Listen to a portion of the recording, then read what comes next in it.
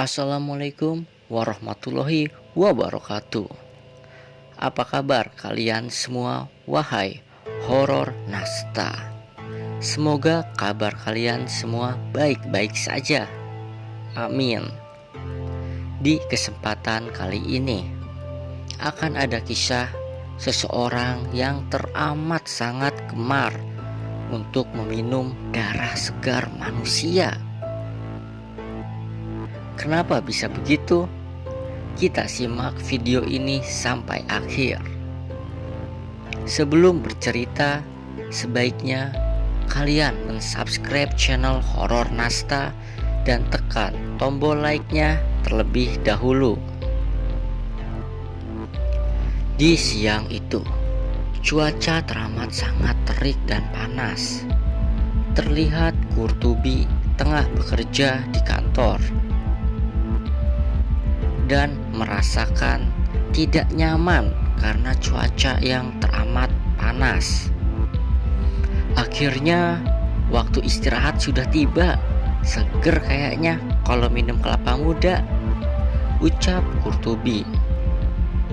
Dan di sela waktu istirahat, ia memutuskan ke kedai kelapa muda yang ada di seberang kantornya.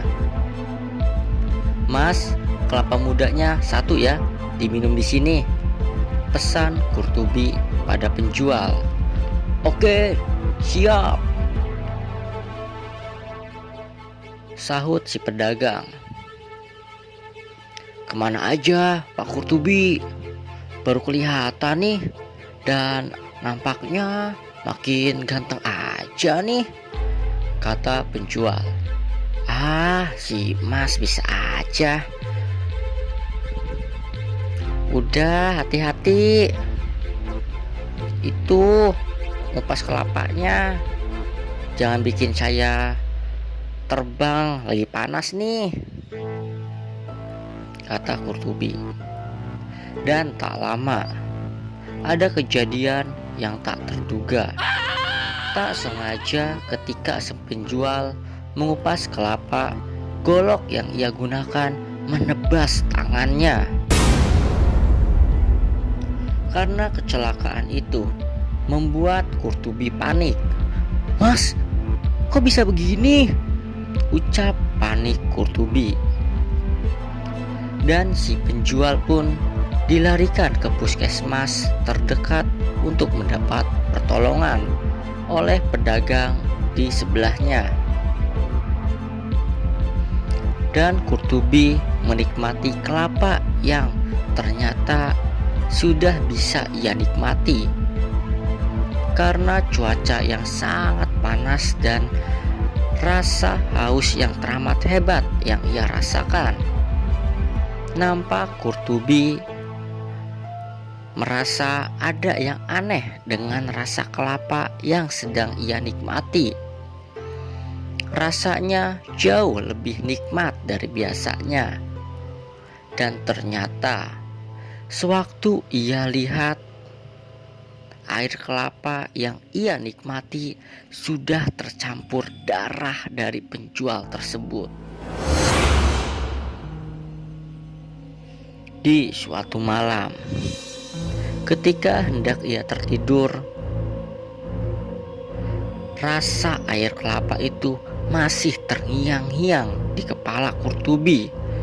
Begitu nikmatnya rasa kelapa yang bercampur darah. Keesokan harinya, di kantor Qurtubi, ada Nirina tengah menahan sakit karena tangannya terluka oleh cutter ketika ia sedang memotong kertas. "Au, sial, sakit banget," ucap Nirina. Sini, aku bantu membersihkan lukamu," tawar Qurtubi kepada Nirina. Seketika itu, ia mengeluarkan sapu tangannya untuk membersihkan darah di tangan Nirina. Usai membersihkan darah Nirina, Qurtubi bergegas pergi ke toilet. Dan memeras sapu tangan yang mengandung darah tersebut dan ia teteskan ke mulutnya. Dan darah itu ia minum dengan nikmat. Nikmat sekali rasa darah ini. Sungguh membuatku ketagihan. Ternyata Qurtubi mulai kecanduan akan dari rasa darah yang menurutnya sangat nikmat. Di suatu waktu, ia merasakan kangen akan rasa darah yang sudah lama ia tidak nikmati. Pada malam itu, kekasih Qurtubi berkunjung ke tempat kos Qurtubi untuk membawakan makanan kesukaannya. "Wah, kamu benar-benar jago masak ya," pujian Qurtubi. "Terima kasih banyak. Kan nanti kalau aku sudah jadi istrimu, aku yang akan masakin kamu," jawab kekasih Qurtubi. Dan rasa haus ingin menikmati darah pun muncul di benak Qurtubi yang benar-benar tak bisa tertahankan lagi. Hingga ia cengkram garpu untuk membunuh kekasihnya dan meminum darah dari kekasihnya. Digenggam garpu makan dengan erat, sontak ia menusuk-nusuk leher kekasihnya dan membabi buta ia tusukkan garpu di leher kekasihnya. Lantas ia memasukkan darah-darah yang keluar dari tubuh kekasihnya ke dalam botol dan dimasukkan ke dalam kulkas untuk kelak ia nikmati. Mayat kekasihnya pun ia kubur di hutan di pinggir kota untuk menghilangkan jejak. Hari berganti hari. Pintu kos Qurtubi terdengar ada yang mengetuk. Dan ternyata itu Heru, kakak dari kekasih Qurtubi yang tengah mencari adiknya.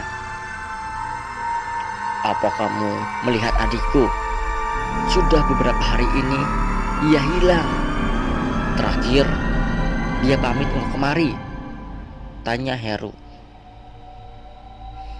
"Iya kak, kemarin-kemarin dia kemari lalu pamit pulang dan tak ada kabar lagi," jawab Qurtubi.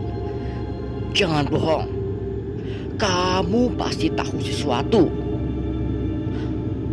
Mereka pun cekcok dan Qurtubi karena kesal dan akan haus darah menusuk Heru tepat di jantungnya.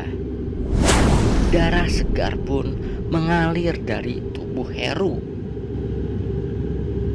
Lantas Qurtubi berpesta ria menikmati darah segar Heru.